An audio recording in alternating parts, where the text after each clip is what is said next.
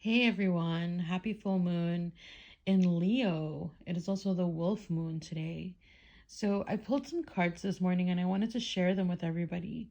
We have the Six of Cups, the Daughter of Swords, and the Three of Wands. And it's from the Mother Peace deck, which I love. It's so cute and round. And I just had some insights that I wanted to share, a reading that I wanted to share, but the cards are always up for interpretation in the ways that assist you in your journey.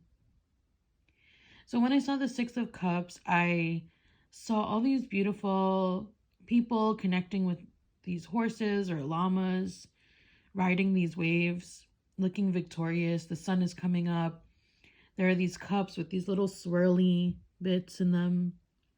I saw that as maybe plants springing up out of the water in the cup or something that's reaching the sky. It seems very victorious, very free, and very in line with nature.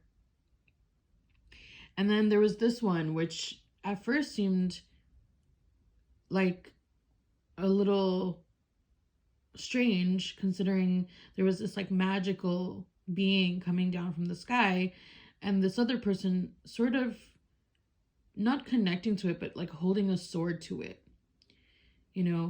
standing in this sort of warrior pose.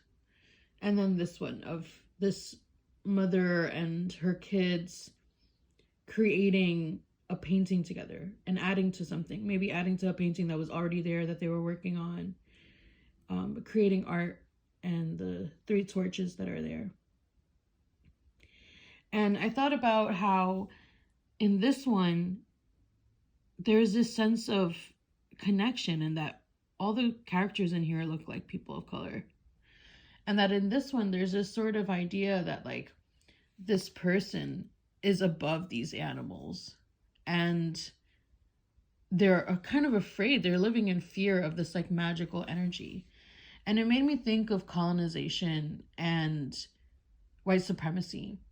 It made me think of missions going to the places that were being colonized and trying to convert everyone to Christianity. And if you watch my channel or if you've connected to me in the past, then you know that I don't have an issue with one particular religion or spirituality. I think that there's gems in all of them. But there's just something in terms of the relationships to nature and animals here that is in contrast here. There's this separation, there's this above this, below that, and in fear of the things that might be unknown or coming out of nowhere. Or while here, I feel like there's this connection. And usually court cards, like the king, the queen, in this deck it's the daughter, the shaman, and I think I forget what the other two archetypes are, but basically the higher court cards usually sit about above number cards. But in this one, I feel like the consciousness is really interesting. For me today, on this full moon, I saw that this was the need for hierarchy, and this was harmony. This was a harmony that can be tapped into, that's ancient, that's old, that's ingrained, that comes from a long time ago, because I feel that in the nakedness, it's sort of a freedom before restrictions, before this tight belt, And you see this person, they're on this cliff, this precipice, one wrong swing could lead them into a very negative place. It could put them below the animals. And I feel like that's what happens when you fight spirit, when you try to push spirit away, when you see the unknown and you just become immediately afraid and you swing at it. Feelings are valid, having feelings about something that we don't understand. When spirit comes in and we're confused, when we're not in our body, when we're disassociating or we're stressed or we haven't gotten the knowledge and the upbringing surrounding that energy, we might not know what it is, and it might create some fear. Whereas in the past, we taught each other, we were taught by elders, what to expect and some of the things that might happen in our relationship to spirit and to nature. And I really love this one. This image is really special. It reminds me of, or it makes me think of, passing down creative gifts. I see this mother as passing down, she's passing the torch. She's passing this creative gift. She's also letting the children play and explore and connect, and she's creating a little order from it. She's like directing some of the art too. And I think it's sort of like leaving your mark. It's making yourself known through art. It's immortalizing your experience.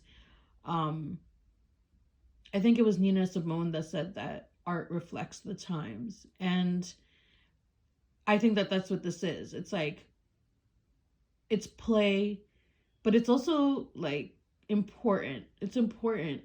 It's the history, it kind of has this cave painting vibes with like the animals in the back and the silhouette of the person, on the wall. And I feel like this is also something so special. It shows how long we've been doing art, how long art has been around and how important it is, and that we sort of pass it down.